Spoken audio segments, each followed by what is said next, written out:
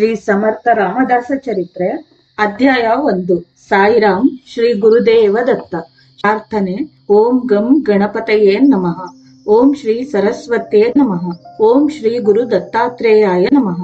ಓ ವಿಘ್ನೇಶ್ವರನೇ, ಭಕ್ತರಿಗೆ ವಿಜಯವನ್ನುಂಟು ಮಾಡಿ ಜ್ಞಾನವನ್ನು ಒದಗಿಸುವುದೇ ನಿನ್ನ ಕಾರ್ಯವು. ಎಲ್ಲ ಗಣಗಳಿಗೂ ನೀನೇ ನಾಯಕನು. ಶಿವ, ವೈಷ್ಣವ ಮೊದಲಾದ ದೇವಗಣಗಳೆಲ್ಲವೂ ನಿನ್ನ ಅಧೀನದಲ್ಲಿಯೇ ವರ್ತಿಸುವುವು.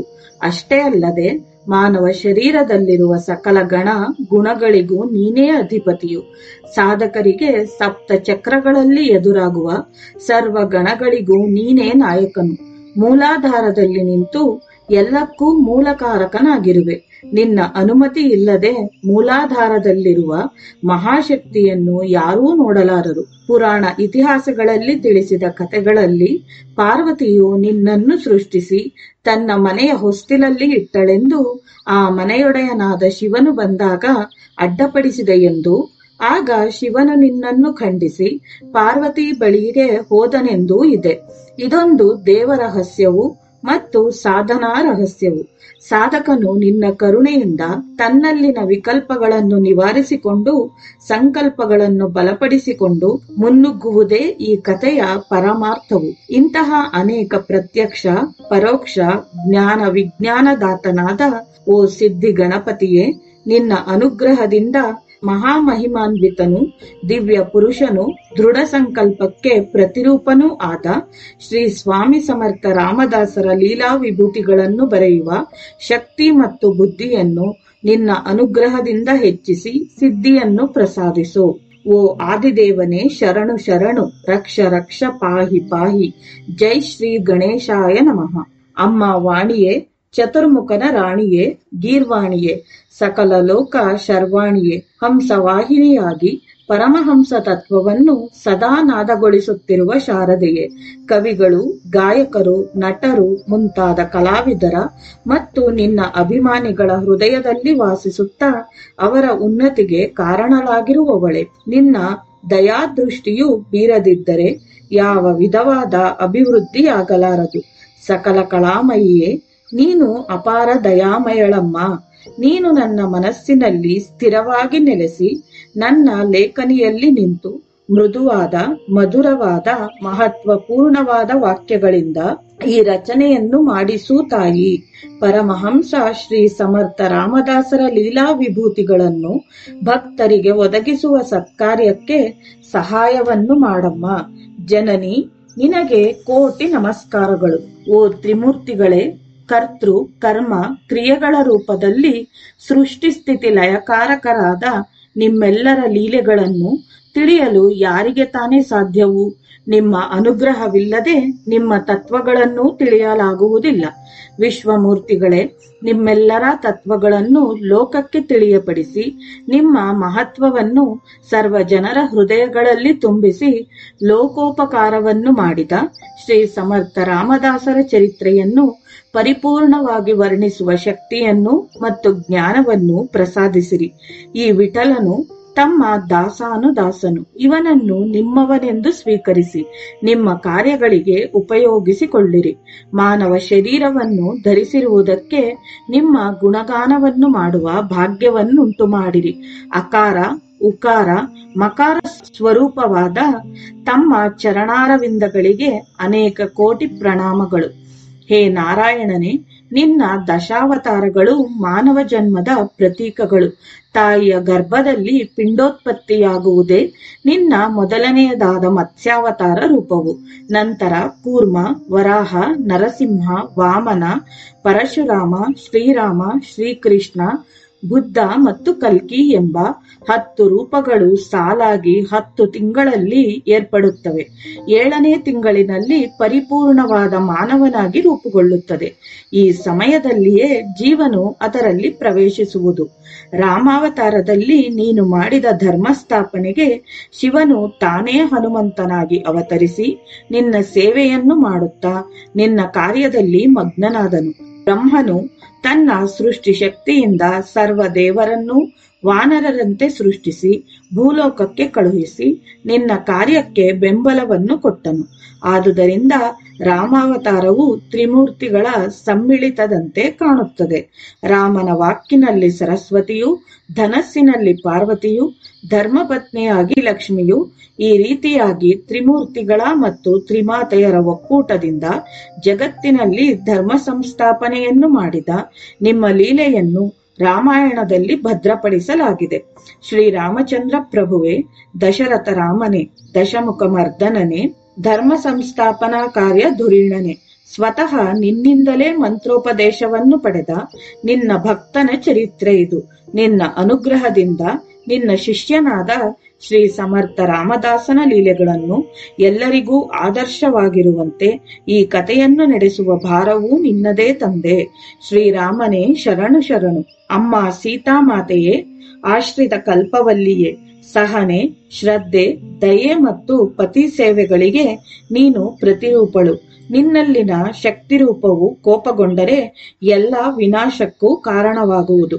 ಅಂತಹ ಶಕ್ತಿವಂತಳಾದ ನೀನು ಸಹನೆ ಮತ್ತು ದಯೆಯಿಂದ ನಿನ್ನ ಶಕ್ತಿಯನ್ನು ನಿನ್ನಲ್ಲಿಯೇ ಅಡಗಿಸಿಕೊಂಡು ಎಲ್ಲರನ್ನೂ ಅನುಗ್ರಹಿಸಿರುವೆ. ಅಂಜನೀ ಸುತನಾದ ಆಂಜನೇಯನು ನಿನ್ನ ಅಭಿಮಾನ ಪುತ್ರನು. ಆತನ ಅವತಾರವೆಂದು ಪ್ರಸಿದ್ಧಿ ಪಡೆದಿರುವ ಶ್ರೀ ಸಮರ್ಥ ರಾಮದಾಸನ ಕಥೆಯಿದು. ಈ ಕಥಾಗಾನವನ್ನು ಮಾಡಲು ಎಲ್ಲ ಸನ್ನಿವೇಶಗಳಲ್ಲಿಯೂ ನಿನ್ನ ಅನುಗ್ರಹವು ಬೇಕು. ಇದನ್ನು ಓದಿದವರಿಗೂ ಕೇಳಿದವರಿಗೂ ನಿನ್ನ ಗುಣಗಳನ್ನು ಪ್ರಸಾದಿಸಮ್ಮ. ಅವರ ಜೀವನದಲ್ಲಿ ಆನಂದಾಮೃತದ ಮಳೆಯನ್ನು ಗರೆದು ಪಾವನಗೊಳಿಸು ತಾಯಿ. ನಿನ್ನ ಮಗುವು ಪೂರ್ತಿಯಾದ ಜ್ಞಾನವಿಲ್ಲದವನು. ಇವನನ್ನು ಅನುಗ್ರಹಿಸಿ ತತ್ವಜ್ಞಾನವನ್ನು ನೀಡಮ್ಮ.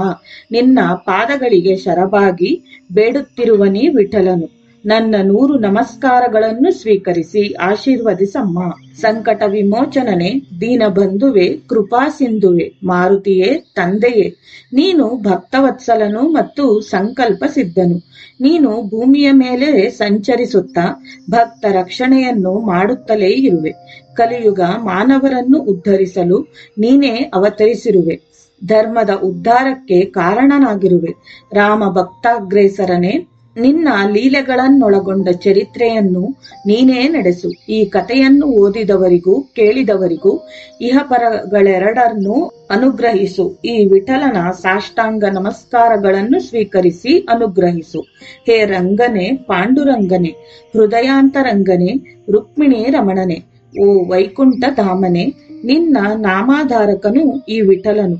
ಇವನನ್ನು ಇಹಲೋಕಕ್ಕೆ ಕಳುಹಿಸಿರುವೆ. ನಿನ್ನ ಸೇವೆಗೆ ಉಪಯೋಗಿಸಿಕೊಂಡು ಸದ್ಗತಿಯನ್ನು ಕರುಣಿಸು. ಓ ಅನಂತ ಶಯನೆ, ನಿನಗೆ ಸಹಸ್ರ ನಮಸ್ಕಾರಗಳು. ನಿನ್ನ ನಿವಾಸ ಸ್ಥಾನವಾದ ಚಂದ್ರಭಾಗಾ ಪುಣ್ಯ ನದಿ ತೀರದಲ್ಲಿರುವ ಪಂಡರೀಪುರದಲ್ಲಿ ಓಡಾಡುವ ಭಾಗ್ಯವನ್ನು ಕೊಟ್ಟಿರುವೆ. ಎಷ್ಟೋ ಮಂದಿ ಭಾಗವತರು ನಡೆದಾಡಿದ ಈ ಪವಿತ್ರ ಭೂಮಿಯಲ್ಲಿ ಸುಧಾರಿಸಿಕೊಳ್ಳಲ್ಪಟ್ಟೆ. ಅಪ್ಪ, ನನ್ನ ಇರುವಿಕೆಗೆ ನೀನೇ ಮೂಲ ಕಾರಣನು. ಮಹಾರಾಷ್ಟ್ರದಲ್ಲಿ ಜನಿಸಿದ ಅನೇಕ ಮಹಾತ್ಮರಲ್ಲಿ ಅಗ್ರಗಣ್ಯನಾದ ಶ್ರೀ ಸಮರ್ಥ ರಾಮದಾಸನ ಚರಿತ್ರೆ ಇದು. ಜ್ಞಾನಿಗಳಿಗೆ ವಿಜ್ಞಾನವನ್ನು, ಸುಜ್ಞಾನವನ್ನು, ಸಾಧಕರಿಗೆ ಮುಮುಕ್ಷತ್ವವನ್ನು ಉಂಟು ಮಾಡುವ ಹಾದಿಯಲ್ಲಿ ಈ ರಚನೆಯನ್ನು ಕೊನೆಗಾಣಿಸು. ಓದುಗರ ಮೇಲೆ ನಿನ್ನ ಕರುಣಾರಸವನ್ನು ಪ್ರಸರಿಸು. ನಿನ್ನ ನಾಮಾಧಾರಕನಾದ ಈ ವಿಠಲನು ಧರ್ಮ ಪ್ರಚಾರ ಹೋರಾಟವನ್ನು ಯಶಸ್ವಿಗೊಳಿಸುವಂತೆ ಬೇಡುತ್ತಿದ್ದಾನೆ. ನಿನಗೆ ನನ್ನ ಅನಂತ ವಂದನೆಗಳು. ಸದ್ಗುರು ಮೂರ್ತಿಯೇ, ಸಾಯಿನಾಥ ಸ್ವಾಮಿಯೇ, ಸದಾ ನೀನೇ ನನಗೆ ಮಾರ್ಗದರ್ಶಕನಾಗಿ ಹಗಲಿರುಳು ಕಾಪಾಡುತ್ತಿರುವೆ. ನಿನ್ನ ಆದೇಶದೊಂದಿಗೆ ಬರೆಯಲು ಮುಂದಾದ ಲೀಲಾ ಚರಿತ್ರೆ ಇದು. ಓ ಲೀಲಾ ಮಾನುಷ ರೂಪನೇ, ನಿನ್ನ ಚರಿತಾಮೃತವನ್ನು ಸವಿದು ಎಷ್ಟೋ ಮಂದಿ ಪಾಪಿಗಳು ಮುಮುಕ್ಷುಗಳಾಗಿದ್ದಾರೆ. ಅವರೆಲ್ಲರೂ ನಿನ್ನ ತತ್ವ ಪ್ರಚಾರಕರಾಗಿ ಮಾರ್ಪಟ್ಟು ನಿನ್ನ ಸೇವೆಯನ್ನು ಮಾಡುತ್ತಿದ್ದಾರೆ. ಕಲಿ ಕಲ್ಮಶನಾಶಕನೇ, ಈ ಸಮರ್ಥ ರಾಮದಾಸ ಸ್ವಾಮಿಯ ಚರಿತ್ರೆಯನ್ನು ಪಾರಾಯಣ ಮಾಡುವ ಭಕ್ತರ ಮೇಲೆ ಕಲಿಯು ತನ್ನ ಪ್ರಭಾವವನ್ನು ಬೀರದಂತೆ ಮಾಡಿ ಭಕ್ತರನ್ನು ಕಾಪಾಡು. ನಿನ್ನ ದಾಸನನ್ನು ಅನುಗ್ರಹಿಸಿ ಬುದ್ಧಿಯನ್ನು, ಶಕ್ತಿಯನ್ನು ಮತ್ತು ಜ್ಞಾನವನ್ನು ಪ್ರಸಾದಿಸು. ಓಂ ಸಾಯಿ ಶ್ರೀ ಸಾಯಿ, ಜಯ ಜಯ ಸಾಯಿ, ನಮೋ ನಮಃ. ಹೇ ದತ್ತದೇವನೇ, ಅನುಸೂಯ ನಂದನನೇ, ಅವಧೂತರ ದಿಗಂಬರರ ರೂಪಗಳಲ್ಲಿಯೂ ಬಾಲೋನ್ಮತ್ತ ಪಿಶಾಚ ವೇಷಗಳಲ್ಲಿಯೂ ಈ ಕಲಿಯುಗದಲ್ಲಿ ನೀನು ನಾನಾ ರೂಪಗಳಿಂದ ಲೀಲಾ ವಿಭೂತಿಗಳನ್ನು ತೋರಿಸುತ್ತಾ ಮಾನವರನ್ನು ಭಕ್ತಿ ಸಾಮ್ರಾಜ್ಯದೊಳಗೆ ಬರುವಂತೆ ಮಾಡಿ ಪಾವನಗೊಳಿಸುತ್ತಿರುವೆ. ಅಪ್ಪ, ನಿರಂತರವೂ ನಿನ್ನ ಕಥಾಗಾನವನ್ನು ಮಾಡುವ ಈ ನಿನ್ನ ಮಗುವು ಬರೆಯಲೆತ್ನಿಸಿದ ದಿವ್ಯವಾದ ಕಥಾಮೃತವನ್ನು ನಿರ್ವಿಘ್ನವಾಗಿ ಪೂರ್ತಿಗೊಳಿಸಿ ಸಫಲತೆಯನ್ನುಂಟು ಮಾಡು. ನಿನಗೆ ಅನಂತಾನಂತ ನಮಸ್ಕಾರಗಳು. ಓ ಸಪ್ತರ್ಷಿಗಳೇ, ಅಷ್ಟ ದಿಕ್ಪಾಲಕರೇ, ಕವೀಶ್ವರರೇ, ಸದ್ಗುರುಗಳೇ, ಈ ಬಾಲಕನು ನಿಮ್ಮವನು. ಇವನ ಕೈ ಹಿಡಿದು ಮುನ್ನಡೆಸಿರಿ. ಸದ್ಗುರುವಿನ ಚರಿತ್ರೆಯು ಎಲ್ಲರಿಗೂ ಹಿತವನ್ನುಂಟು ಮಾಡುವಂತೆ ಅನುಗ್ರಹಿಸಿರಿ. ಶರಣು ಶರಣು, ರಕ್ಷ ರಕ್ಷ. ಸ್ವಾಮಿ ಸಮರ್ಥ ರಾಮದಾಸನೇ, ಸಾಧ್ಯಾಸಾಧ್ಯ ಸಮರ್ಥನೆ. ಶಿಷ್ಯ ಕೋಟಿಗೆ ನೀನು ಮಾಡಿರುವ ಹಿತಬೋಧೆಯು ಶ್ಲಾಘನೀಯವಾದುದು. ನಿನ್ನ ಪ್ರಬೋಧೆಯಾದ ದಾಸಬೋಧೆಯು ಎಲ್ಲ ಕಾಲದಲ್ಲಿಯೂ ಮಾನವರಿಗೆ ಹಿತವನ್ನುಂಟು ಮಾಡುವುದು. ಜ್ಞಾನಾಂಧಕಾರದಲ್ಲಿ ಒದ್ದಾಡುವವರಿಗೆ ಸಹಾಯ ಹಸ್ತವನ್ನು ಕೊಟ್ಟು ಜ್ಞಾನದ ಕಡೆಗೆ ನಡೆಸುತ್ತದೆ. ನೀನು ಲೀಲಾ ಪುರುಷನು. ನೀನೇ ನಿನ್ನ ದಿವ್ಯಾಲೀಲ ವಿಭೂತಿಗಳ ಸ್ಫುರಣೆಯನ್ನು ಉಂಟು ಮಾಡು. ನಿನ್ನ ಆದರ ಅಭಿಮಾನಗಳೇ ಈ ನನ್ನ ಸಾಹಸಕ್ಕೆ ಕಾರಣಗಳು. ನೀನು ನಿತ್ಯ ಸತ್ಯನಾಗಿದ್ದು ನನ್ನನ್ನು ಮುನ್ನಡೆಸುವೆ ಎಂಬ ಧೈರ್ಯದಿಂದಲೇ ಈ ಕಾರ್ಯಕ್ಕೆ ಕೈ ಹಾಕಿರುವೆನು. ಅಪ್ಪ, ಕರುಣಿಸು. ನಿನಗೆ ಶತಕೋಟಿ ನಮಸ್ಕಾರಗಳು. ನನಗೆ ಜನ್ಮವನ್ನು ಕೊಟ್ಟ ಜನನಿ ಜನಕರಿಗೂ, ನನ್ನನ್ನು ಪೋಷಿಸಿ ಬೆಳೆಸಿದ ತತ್ವಜ್ಞಾನಕಾರಕರಾದ ಕೈಕಡಿ ಮಹಾರಾಜರಿಗೂ, ಸನ್ಯಾಸ ದೀಕ್ಷೆಯನ್ನು ಕೊಟ್ಟ ದತ್ತ ಸಂಪ್ರದಾಯ ಪರಂಪರೆಗೆ ಸೇರಿಸಿಕೊಂಡ ಶ್ರೀ ಶ್ರೀ ಶ್ರೀ ಸ್ವಾಮಿ ನಿರಂಜನಾನಂದ ಸರಸ್ವತಿಯವರಿಗೂ, ಋಷಿಕೇಶದಲ್ಲಿರುವ ಕೈಲಾಸಾಶ್ರಮದಲ್ಲಿ ಆಶ್ರಯವನ್ನು ಕೊಟ್ಟು ವಿದ್ಯಾಪ್ರಬೋಧೆಯನ್ನು ಮಾಡಿದ ಅಲ್ಲಿನ ಅಧಿಪತಿಗಳಾದ ಶ್ರೀ ವಿಷ್ಣು ಮಹಾದೇವಾನಂದ ಸ್ವಾಮಿಯವರಿಗೂ, ಹೆಜ್ಜೆ ಹೆಜ್ಜೆಗೂ ನನ್ನನ್ನಾದರಿಸುತ್ತಿರುವ ಪಂಚದತ್ತಾವತಾರಗಳಾದ ಶ್ರೀಪಾದ ಶ್ರೀ ವಲ್ಲಭರಿಗೂ, ಶ್ರೀ ನರಹರಿ ಸರಸ್ವತಿ ಸ್ವಾಮಿಯವರಿಗೂ, ಶ್ರೀ ಮಾಣಿಕ್ಯ ಪ್ರಭು ಮಹಾರಾಜರಿಗೂ, ಶ್ರೀ ಸ್ವಾಮಿ ಸಮರ್ಥ ಮಹಾರಾಜರಿಗೂ ದಾಸಾನುದಾಸನು ಈ ವಿಠಲನು. ನಿಮ್ಮೆಲ್ಲರ ಆಶೀರ್ವಾದ ಮತ್ತು ಆದೇಶಗಳೊಂದಿಗೆ ಬರೆಯಲು ಮುಂದಾದ ಶ್ರೀ ಸಮರ್ಥರ ಲೀಲಾ ವಿಭೂತಿಗಳನ್ನೊಳಗೊಂಡ ಶ್ರೀ ಸಮರ್ಥ ರಾಮದಾಸ ಚರಿತ್ರೆ ಎಂಬ ಈ ಅದ್ಭುತ ಕಾವ್ಯ ರಚನೆಯಲ್ಲಿ ಪ್ರತಿ ಪದದಲ್ಲಿಯೂ ನಿಂತು ನೆರಳಂತೆ ಕಾಪಾಡಿ ಪೂರ್ತಿಗೊಳಿಸಿರಿ. ಕಥಾ ಪ್ರಾರಂಭ.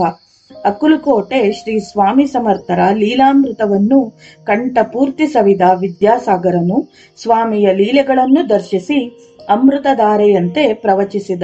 ಶ್ರೀ ನಿತ್ಯಾನಂದ ಯೋಗಿಗಳು ನಿತ್ಯ ಕರ್ಮಾನುಷ್ಠಾನಗಳನ್ನು ಮತ್ತು ಸತ್ಸಂಗಗಳನ್ನು ಮಾಡಿಕೊಳ್ಳುತ್ತಾ ಹಲವು ವರ್ಷಗಳ ಕಾಲ ಅಕ್ಕಲಕೋಟೆಯಲ್ಲಿಯೇ ವಾಸಿಸುತ್ತಿದ್ದರು. ಹೀಗಿರುವಾಗ ಒಂದು ದಿನ ವಿದ್ಯಾಸಾಗರನು ಶ್ರೀ ನಿತ್ಯಾನಂದ ಯೋಗಿಗಳ ಬಳಿಗೆ ಬಂದು ನಮಸ್ಕರಿಸಿ, ಸ್ವಾಮಿ, ನಾನು ಕೆಲವು ತೀರ್ಥಗಳನ್ನು, ಕ್ಷೇತ್ರಗಳನ್ನು ನೋಡಿದ್ದೇನೆ. ಆದರೆ ಅವುಗಳ ಮಹತ್ವವನ್ನು, ವಿಶೇಷಗಳನ್ನು ವಿವರವಾಗಿ ಹೇಳುವವರಿಲ್ಲದೆ ಪೂರ್ತಿಯಾಗಿ ತಿಳಿಯಲಾಗಲಿಲ್ಲ. ನಿಮ್ಮಂತಹ ಮಹಾತ್ಮರ ಜೊತೆಗೂಡಿ ತೀರ್ಥಯಾತ್ರೆಯನ್ನು ಮಾಡಿದರೆ ಆಯಾ ಕ್ಷೇತ್ರಗಳ ವಿವರಗಳನ್ನು ತಿಳಿಯಲು ಅವಕಾಶ ಉಂಟಾಗುವುದು. ತಾವು ಒಪ್ಪಿಕೊಂಡರೆ ಕೆಲ ದಿನಗಳು ತೀರ್ಥಯಾತ್ರೆಯನ್ನು ಮಾಡಬೇಕೆಂಬ ಬಯಕೆಯುಂಟಾಗಿದೆ ಎಂದು ವಿನಂತಿಸಿದನು. ಶ್ರೀ ನಿತ್ಯಾನಂದರು ಮುಗುಳ್ನಗುತ್ತಾ, ವತ್ಸ, ನಿನ್ನ ಅಭಿಪ್ರಾಯವು ಸರಿಯಾದುದು ಮತ್ತು ಸಮರ್ಥನೀಯವಾದುದು. ಯಾವ ಕ್ಷೇತ್ರವನ್ನಾಗಲಿ, ತೀರ್ಥವನ್ನಾಗಲಿ, ದೇವರನ್ನಾಗಲಿ, ಸದ್ಗುರುವನ್ನಾಗಲಿ ಸುಮ್ಮನೆ ದರ್ಶಿಸಿದ ಮಾತ್ರಕ್ಕೆ ಏನೂ ಪ್ರಯೋಜನವಿರುವುದಿಲ್ಲ. ಅವುಗಳ ಮಹತ್ವವನ್ನು ತಿಳಿದುಕೊಂಡು ಸೇವೆಯನ್ನು ಮಾಡಿದರೆ ಪ್ರತಿಫಲವು ಅಪಾರವಾಗಿರುತ್ತದೆ ಮತ್ತು ಆನಂದ ಉಂಟಾಗುತ್ತದೆ. ನಿನ್ನ ಅಭಿಷ್ಟವೇ ನೆರವೇರಲಿ. ಹಾಗೆಯೇ ನಾವಿಬ್ಬರು ಕ್ಷೇತ್ರ ಸಂದರ್ಶನ ಮಾಡೋಣ ಎಂದು ಅನುಮತಿಸಿದರು. ನಂತರ ಗುರು ಶಿಷ್ಯರಿಬ್ಬರು ಸೋಲಾಪುರ್ ಮಾರ್ಗವಾಗಿ ಪಂಡರೀಪುರವನ್ನು ಸೇರಿಕೊಂಡರು. ಚಂದ್ರಭಾಗಾ ನದಿಯಲ್ಲಿ ಸ್ನಾನ, ಸಂಧ್ಯಾವಂದನೆಗಳನ್ನು ಮುಗಿಸಿಕೊಂಡು ಆಶ್ರಿತ ವತ್ಸಲನೂ ಅನಾಥ ರಕ್ಷಕನೂ ಆದ ಪಾಂಡುರಂಗ ವಿಠಲನ ಸೇವೆಯನ್ನು ಮಾಡಿದರು. ಅನೇಕ ಮಂದಿ ಭಕ್ತ ಶಿಖಾಮಣಿಗಳು ಶ್ರೀ ಪಾಂಡುರಂಗನನ್ನು ಆರಾಧಿಸಿ ಅನೇಕ ಕೀರ್ತಿಗಳನ್ನು ಗಳಿಸಿ ಧನ್ಯರಾದ ವಿಷಯಗಳೆಲ್ಲವನ್ನೂ ಶ್ರೀ ನಿತ್ಯಾನಂದರು ವಿದ್ಯಾಸಾಗರನಿಗೆ ತಿಳಿಸಿದರು. ಅಂತಹ ಭಕ್ತರಲ್ಲಿ ಮುಖ್ಯರಾದ ಸತಿ ಸಕ್ಕುಬಾಯಿ, ಜ್ಞಾನ್ ದೇವ್, ವಾಮದೇವ್, ತುಕಾರಾಮ್, ಚೌಕಮೇಳ, ನರಹರಿ ಕಂಸಾಲಿ ಮುಂತಾದ ಪರಮ ಭಕ್ತರ ವೃತ್ತಾಂತಗಳೆಲ್ಲವನ್ನೂ ಮನವರಿಕೆ ಮಾಡಿಸಿದರು. ಅಲ್ಲಿಂದ ಕೊಲ್ಲಾಪುರ, ನರಸಿಂಹವಾಡಿ, ಔದುಂಬರ ಕ್ಷೇತ್ರಗಳನ್ನು ಸಂದರ್ಶಿಸಿಕೊಂಡು ಕ್ರಮವಾಗಿ ಮಹಾರಾಷ್ಟ್ರದ ಸತಾರ ಜಿಲ್ಲೆಯಲ್ಲಿರುವ ಸಜ್ಜನಗಡ ಎಂಬ ಕ್ಷೇತ್ರವನ್ನು ಸೇರಿದರು. ಆ ದಿವ್ಯವಾದ ಕ್ಷೇತ್ರದಲ್ಲಿರುವ ಪರ್ವತ ಶ್ರೇಣಿಗಳನ್ನು ನೋಡಿದ ಕೂಡಲೇ ಅವರಿಗೆ ಅಪಾರವಾದ ಶಾಂತಿ ಮತ್ತು ಆನಂದ ಉಂಟಾಯಿತು. ಅವರ ಮನಸ್ಸುಗಳು ಕಾಕತಾಳೀಯವಾಗಿ ಧ್ಯಾನಮಗ್ನವಾದವು. ತಂಪಾದ ವಾತಾವರಣ, ಹಸಿರಾದ ಗಿಡಮರಗಳು, ಜುಳುಜುಳು ಹರಿಯುವ ನೀರಿನ ಕಾಲುವೆಗಳು, ಎತ್ತರವಾದ ಬೆಟ್ಟಗಳಿಂದ ಧುಮುಕುತ್ತಿರುವ ಜಲಪಾತಗಳು, ಚಿತ್ರ ವಿಚಿತ್ರವಾದ ಹಕ್ಕಿಗಳ ಚಿಲಿಪಿಲಿ ಶಬ್ದಗಳು. ಇಂತಹ ವಾತಾವರಣವು ಅವರಿಗೆ ಮನದಾನಂದವನ್ನುಂಟು ಮಾಡಿತು. ಅಲ್ಲಿನ ಪ್ರಕೃತಿಯ ಸೊಬಗನ್ನು ನೋಡಿ ಪುಳಕಿತರಾದ ಗುರು ಶಿಷ್ಯರಿಬ್ಬರು ಸಜ್ಜನಗಡದ ಮೇಲಿರುವ ಶ್ರೀ ಸಮರ್ಥ ರಾಮದಾಸರ ಆಶ್ರಮದೊಳಗೆ ಪ್ರವೇಶಿಸಿ ಶ್ರೀರಾಮ ಮತ್ತು ಹನುಮಂತನ ದರ್ಶನವನ್ನು ಮಾಡಿಕೊಂಡು ಪ್ರಸಾದವನ್ನು ಸ್ವೀಕರಿಸಿ ವಿಶ್ರಾಂತರಾಗಿ ಕುಳಿತರು. ವಿದ್ಯಾಸಾಗರನು ಕುತೂಹಲದಿಂದ ಶ್ರೀ ನಿತ್ಯಾನಂದರ ಬಳಿಯಲ್ಲಿ ಕುಳಿತನು. ಆತನ ಮುಖಮಂಡಲದ ವಿಕಾಸವನ್ನು ಗಮನಿಸಿದ ಶ್ರೀ ನಿತ್ಯಾನಂದರು, ಏನು ವಿಶೇಷ? ತುಂಬಾ ಉತ್ಸಾಹದಿಂದಿರುವೆ.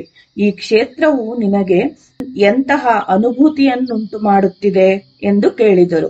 ವಿದ್ಯಾಸಾಗರನು, ಗುರುದೇವನೇ, ಈ ಕ್ಷೇತ್ರವು ಮಹಾಮಹಿಮಾನ್ವಿತರಾದ ಒಬ್ಬ ಬ್ರಹ್ಮವೇತ್ತನ ನಿವಾಸ ಸ್ಥಾನವೆಂದು ಇಲ್ಲಿನ ಭಕ್ತರು ಹೇಳಲಾಗಿ ಕೇಳಿದೆನು.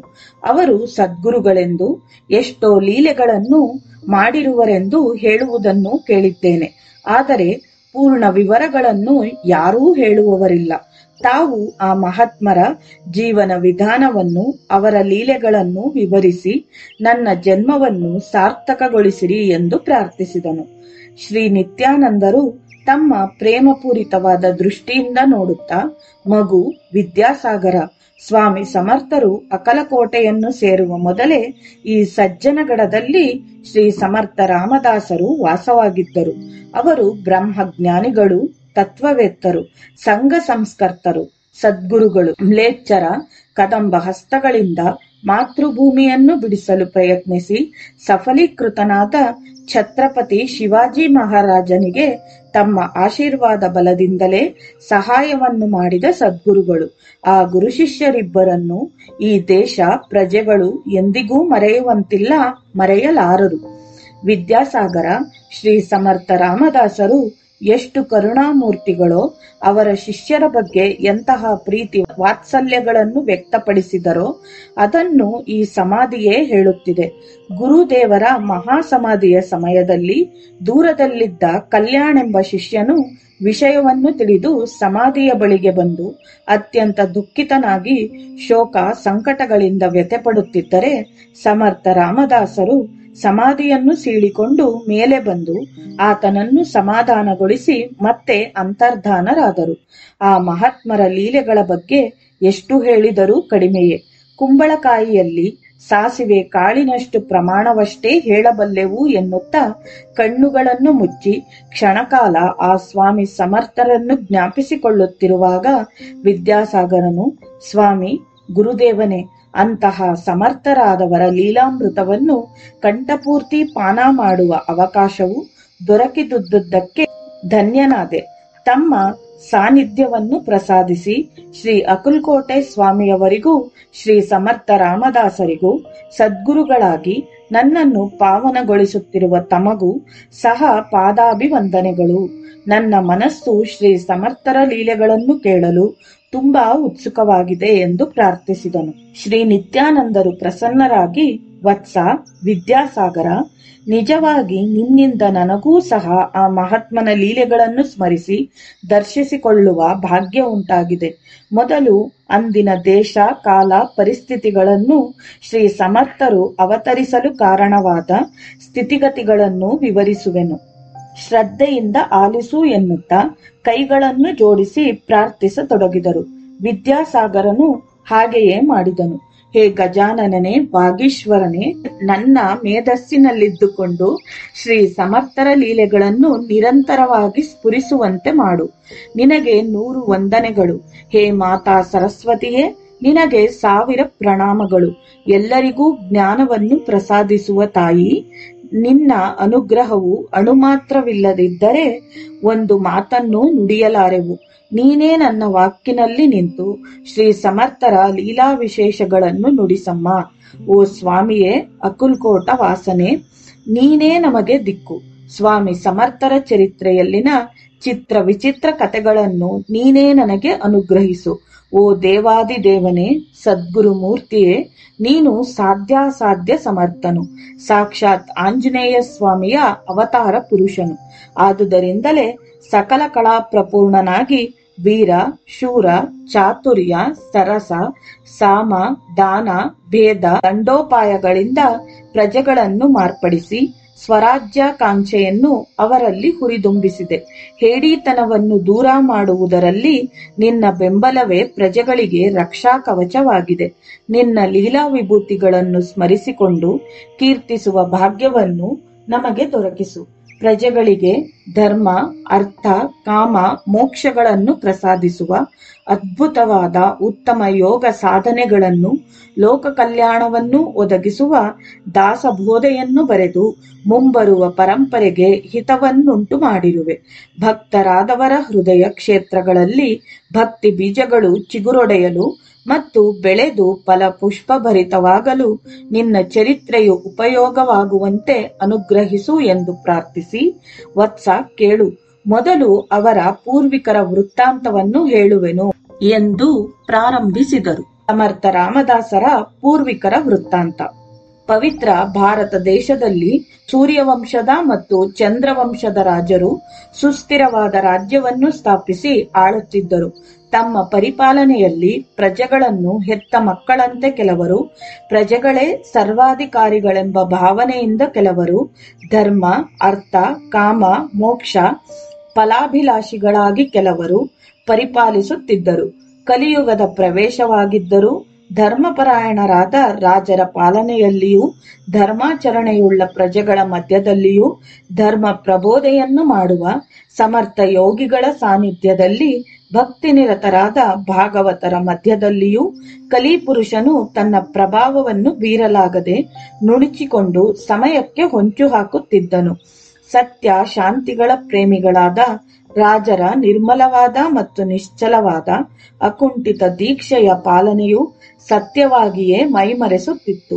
ವಿಕ್ರಮಾದಿತ್ಯರು, ಶಾಲಿವಾಹನರು, ಅಶೋಕನು, ಚಂದ್ರಗುಪ್ತನು ಮೊದಲಾದ ರಾಜರ ಚರಿತ್ರೆಗಳು ನಮಗೆ ಈ ವಿಷಯಗಳನ್ನು ತಿಳಿಸುತ್ತಿವೆ. ಕಾಲಕ್ರಮೇಣ ಹಿಂದೂ ರಾಜ್ಯದಲ್ಲಿ ವಲಸೆ ರಾಜರು ಅನೇಕರು ಸೇರಿ ತಮ್ಮ ತಮ್ಮ ಧರ್ಮಗಳ ಮತ್ತು ಮತಗಳ ವ್ಯಾಪ್ತಿಯನ್ನು ವಿಸ್ತರಿಸಲು ಪ್ರಯತ್ನಿಸುವ ಕಾಲವು ಸಮೀಪಿಸಿತು. ಆ ಸಮಯದಲ್ಲಿ ಅನ್ಯ ದೇಶೀಯರು ಅಧಿಕಾರ ಬಲದಿಂದ ಸಮಯ ಸಾಧಿಸಿ ಕೆಲವು ಸೂಕ್ಷ್ಮ ಪ್ರದೇಶಗಳಲ್ಲಿ ರಾಜರನ್ನು ಅನೇಕ ವಿಧವಾದ ಸುಗಂಧ ದ್ರವ್ಯಗಳನ್ನು ಮತ್ತು ಮಾದಕ ವಸ್ತುಗಳನ್ನು ಕೊಟ್ಟು ರಾಜರನ್ನು ತಮ್ಮ ಬುಟ್ಟಿಗೆ ಹಾಕಿಕೊಂಡು ಅದರ ಮೂಲಕ ಕೆಲ ಸ್ಥಾನಗಳನ್ನು ವಶಪಡಿಸಿಕೊಂಡರು. ಅವರ ಸ್ಥಾನಗಳನ್ನು ಬಲಪಡಿಸಿಕೊಳ್ಳಲು ಮಾಡಿದ ಅನೇಕ ಪ್ರಯತ್ನಗಳಲ್ಲಿ ಮತಾಂತರವು ಅತ್ಯಂತ ಪ್ರಮುಖವಾದ ದುರ್ಮಾರ್ಗ ಮತ್ತು ದುಷ್ಟಚರ್ಯೆ. ಈ ವಿಷಯವನ್ನು ಕೆಲ ರಾಜರು, ಮಂತ್ರಿಗಳು, ಪುರೋಹಿತರು ಎದುರಿಸಿದರು. ಅಧಿಕಾರ ಬಲದಿಂದ ಪ್ರಜೆಗಳನ್ನು ಹಿಂಸಿಸುತ್ತಿದ್ದರೆ, ಜೀವಹಿಂಸೆಯನ್ನು ಮಾಡುತ್ತಿದ್ದರೆ, ಅನೇಕ ಮಂದಿ ಸ್ತ್ರೀಯರ ಮೇಲೆ ಅತ್ಯಾಚಾರವೆಸಗುತ್ತಿದ್ದರೆ ಸಹಿಸಲಾರದೆ ತಮ್ಮ ಪ್ರಾಣಗಳನ್ನೂ ಲೆಕ್ಕಿಸದೆ ದುಷ್ಟರೊಂದಿಗೆ ಹೋರಾಡುತ್ತಿದ್ದರು. ಕೆಲವರು ಮಾತ್ರ ದುಷ್ಟರಿಗೆ ದೂರವಿರುವುದೇ ಒಳ್ಳೆಯದೆಂದು ಸಮಯವು ಬಂದಾಗ ಭಗವಂತನೇ ಆ ದುಷ್ಕೃತ್ಯಗಳನ್ನು ನಾಶಪಡಿಸುವನೆಂದು ದೇವರ ಮೇಲೆ ಭಾರವನ್ನು ಹಾಕಿ ಪ್ರಾರ್ಥಿಸಿಕೊಳ್ಳುತ್ತಿದ್ದರು. ಅಂತಹ ಕೆಲ ಕುಟುಂಬಗಳ ಬೇರೆ ಸುರಕ್ಷಿತ ಪ್ರದೇಶಗಳಿಗೆ ವಲಸೆ ಹೋದರು. ನಿಜಾಂ ಶಾಹಿಯ ಪಾಲನೆಯಲ್ಲಿ ಪರಿಸ್ಥಿತಿಗಳು ಇಷ್ಟವಾಗದೆ ದೂರ ಪ್ರದೇಶಗಳಿಗೆ ವಲಸೆ ಹೋದವರಲ್ಲಿ ಶ್ರೀ ಸಮರ್ಥರ ಪೂರ್ವಿಕರಾದ ಕೃಷ್ಣಾಜಿ ಪಂತ್ ಕುಲಕರ್ಣಿ ಒಬ್ಬರು.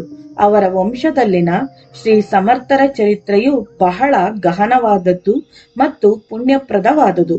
ಇವುಗಳನ್ನು ಹೇಳುವವರು ಮತ್ತು ಕೇಳುವವರು ಪುನೀತರಾಗುವರು. ಕೃಷ್ಣಾಜಿಯವರು ಸನಾತನ ಮರಾಠಿ ಬ್ರಾಹ್ಮಣರು, ಶ್ರೋತ್ರಿಯ ನಿಷ್ಠಾಗರಿಷ್ಠರು ಮತ್ತು ರಾಮಭಕ್ತರು. ಶಾಲಿವಾಹನ ಶಕ ವರ್ಷ 774ರಲ್ಲಿ ಉತ್ತರ ಗೋದಾವರಿ ತೀರದ ಬೀದರ್ ಪ್ರದೇಶದಲ್ಲಿರುವ ಹಿಬಿರಾಮ ಎಂಬ ಗ್ರಾಮದಲ್ಲಿ ಕುಟುಂಬ ಸಮೇತರಾಗಿ ಬಂಧು ಮಿತ್ರರೊಂದಿಗೆ ವಾಸಿಸತೊಡಗಿದರು. ವಿದ್ಯಾಸಾಗರ ಸಜ್ಜನರು ತಮ್ಮ ಮಾರ್ಗವನ್ನು ಇತರರಿಗೆ ವಿವರಿಸುವರು. ಸನ್ಮಾರ್ಗವನ್ನು ಅನುಸರಿಸುವವರಿಗೆ ದೊರಕುವ ಲಾಭಗಳನ್ನು ಬೋಧಿಸಿ ತಮ್ಮ ಅನುಯಾಯಿಗಳಾಗಿ ಧರ್ಮ ಮಾರ್ಗವನ್ನು ಅನುಸರಿಸುವಂತೆ ಮಾಡುವರು. ಅವರು ತಮ್ಮ ಬುದ್ಧಿ ಕುಶಲತೆಯಿಂದ ಅನೇಕ ಗ್ರಾಮಗಳನ್ನು ಸ್ಥಾಪಿಸಿದರು. ಅವರಿಗೆ 4 ಮಂದಿ ಗಂಡು ಮಕ್ಕಳಾದರು. ಹಿರಿಯವನಾದ ದಶರಥ ಪಂತ್ ಎಂಬುವವನು ಧಾರ್ಮಿಕ ಬುದ್ಧಿಯುಳ್ಳವನಾದ್ದರಿಂದ ವಿವಾಹಾನಂತರ ತಂದೆಯ ಆಸ್ತಿಯನ್ನು ನಿರಾಕರಿಸಿ ಪಿತ್ರಾರ್ಜಿತವನ್ನು ತನ್ನ ಸಹೋದರರಿಗೆ ಬಿಟ್ಟುಕೊಟ್ಟು ಸ್ವಲ್ಪ ದೂರದಲ್ಲಿರುವ ಜಾಡಾಗಾಮ್ ಎಂಬ ಹಾಳುಬಿದ್ದ ಗ್ರಾಮದಲ್ಲಿ ತನ್ನ ಪತ್ನಿಯೊಂದಿಗೆ ವಾಸಿಸತೊಡಗಿದನು. ತನ್ನ ಪ್ರತಿಭೆ, ಒಳ್ಳೆಯತನ, ದೂರಾಲೋಚನೆ, ಶಕ್ತಿ, ಯುಕ್ತಿಗಳಿಂದ ಅಲ್ಲಿನ ಕಾಡಿನಲ್ಲಿ ವಾಸಿಸುವ ಸಂಚಾರ ಜಾತಿಯವರನ್ನು, ಕುರಿಗಳನ್ನು ಮೇಯಿಸುವ ಕುರುಬರನ್ನು ಆ ಗ್ರಾಮದಲ್ಲಿ ವಾಸಿಸುವಂತೆ ಒಪ್ಪಿಸಿದನು. ಅವರಲ್ಲಿ ಸ್ನೇಹ ಮತ್ತು ಭಕ್ತಿ ಭಾವಗಳನ್ನು ಬೆಳೆಸಿದನು. ಆ ಗ್ರಾಮದಲ್ಲಿ ಹಿರಿಯನಾದ ಲುಕುಮಾಜಿಯನ್ನು ಗ್ರಾಮದ ಹಿರಿಯನನ್ನಾಗಿ ಮಾಡಿ ತಾನು ಕುಲಕರ್ಣಿಯಾಗಿಯೂ ಪುರೋಹಿತನಾಗಿಯೂ ಕೆಲಸ ಮಾಡತೊಡಗಿದನು. ಆ ಗ್ರಾಮಕ್ಕೆ ಜಂಬಗಾಮ್ ಎಂಬ ಹೆಸರಿಟ್ಟರು. ಈ ಪವಿತ್ರ ಗ್ರಾಮವೇ ನಮ್ಮ ಕಥಾನಾಯಕನ ಜನ್ಮಸ್ಥಳ. ಅದು ಇಂದು ಪರಮ ಪೂಜ್ಯವಾದ ಯಾತ್ರಾ ಸ್ಥಳವಾಗಿ ಪ್ರಸಿದ್ಧಿಯಾಗಿದೆ. ದಶರಥ್ ಪಂತನು ಶ್ರೀರಾಮೋಪಾಸಕನು ಮತ್ತು ಗುರುಭಕ್ತನು. ಸಾಧು ಸಜ್ಜನರ ಸೇವೆಯನ್ನು ಮಾಡುವವನು, ಸತ್ಪ್ರವರ್ತಕನು, ಸತ್ಯವಾದಿಯು, ಶಾಂತಿ ಕಾಮಿಯೂ ಮತ್ತು ಧರ್ಮನಿರತಿಯುಳ್ಳವನು. ತಂದೆಗೆ ತಕ್ಕ ಮಗ. ಆ ಸುತ್ತಮುತ್ತಲಿನ ಹಳ್ಳಿಗಳನ್ನು ನಿಯಮಬದ್ಧವಾಗಿ ಮಾರ್ಪಡಿಸಿದನು. ಈತನ ಕಾಲದಲ್ಲಿ ಶ್ರೀರಾಮಚಂದ್ರನ ಮತ್ತು ಹನುಮಂತನ ದೇವಾಲಯಗಳು ನಿರ್ಮಾಣಗೊಂಡವು. ಶ್ರೀರಾಮನವಮಿಗೆ ಪ್ರತಿ ವರ್ಷವೂ ಅತ್ಯಂತ ವೈಭವದಿಂದ ಶ್ರೀರಾಮ ಜಯಂತಿ ಹಬ್ಬ ಉತ್ಸವಗಳು ನಡೆಯುತ್ತಿದ್ದವು. ಹನುಮತ್ ಜಯಂತಿಯು ತುಂಬಾ ಚೆನ್ನಾಗಿ ಆಚರಿಸಲ್ಪಡುತ್ತಿತ್ತು. ಆ ಆನಂದೋತ್ಸವದಲ್ಲಿ ಗ್ರಾಮವು ಅತ್ಯಂತ ಕಳಕಳಿಯಿಂದ ಇರುತ್ತಿತ್ತು. ಸಜ್ಜನರು ಎಲ್ಲಿದ್ದರೆ ಅಲ್ಲಿ ಸುಖ ಶಾಂತಿಗಳು ಇರುತ್ತವೆ ಎಂಬುದನ್ನು ಸಾಬೀತುಪಡಿಸಿದರು. ಆ ಸಂಪ್ರದಾಯವು ಇಂದಿಗೂ ಹಾಗೆಯೇ ನಡೆಯುತ್ತಿದೆ. ಅವರ ವಂಶಸ್ಥರು ಈ ಸಂಪ್ರದಾಯಗಳನ್ನು ಅಪಾರವಾಗಿ ಗೌರವಿಸಿ ಪೋಷಿಸುತ್ತಿದ್ದರು. ದಶರಥ್ ಪಂತನಿಗೆ 6 ಜನ ಗಂಡು ಮಕ್ಕಳು. ಅದರಲ್ಲಿ ಹಿರಿಯವನು ರಾಮೋಜಿ ಪಂತ್. ತಂದೆಯ ಮರಣಾನಂತರ ರಾಮೋಜಿ ಪಂತ್ ಗ್ರಾಮಾಧಿಕಾರಿ ಆದನು. ಈತನು ತಂದೆಯಂತೆಯೇ ರಾಮೋಪಾಸಕನು.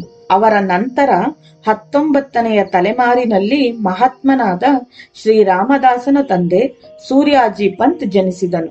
ವಿದ್ಯಾಸಾಗರ ಲಘುವಾಗಿ ಶ್ರೀ ಸಮರ್ಥರ ವಂಶಚರಿತ್ರೆಯನ್ನು ಕೇಳಿದೆಯಲ್ಲವೇ?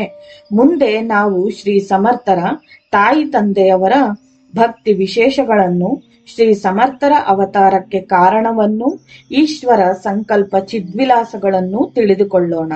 ಮಹಾತ್ಮರೆಲ್ಲರೂ ಕಾರಣ ಜನ್ಮರೇ. ಅವರೆಲ್ಲರ ಜನ್ಮಗಳಿಗೆ ಕಾರಣ ಅವರ ದಿವ್ಯ ಕರ್ಮಗಳೇ. ಆದುದರಿಂದ ಅವುಗಳನ್ನು ಸ್ಮರಿಸಿಕೊಂಡರೆ ನಮ್ಮ ಜನ್ಮಗಳು ಧನ್ಯವಾಗುತ್ತವೆ ಎನ್ನುತ್ತಾ ಕೈಗಳನ್ನು ಜೋಡಿಸಿ ಜಯ ಜಯ ರಘುವೀರ ಸಮರ್ಥ ಎಂದು ಜಯನಾದವನ್ನು ಮಾಡಿ ಶ್ರೀ ಸಮರ್ಥರನ್ನು ನೆನೆದು ಅಲ್ಲಿಯೇ ಸಾಷ್ಟಾಂಗ ನಮಸ್ಕಾರಗಳನ್ನು ಮಾಡಿದರು. ವಿದ್ಯಾಸಾಗರನು ಗುರುಗಳನ್ನು ಅನುಸರಿಸಿದನು. ಜೈ ಜೈ ರಘುವೀರ ಸಮರ್ಥ.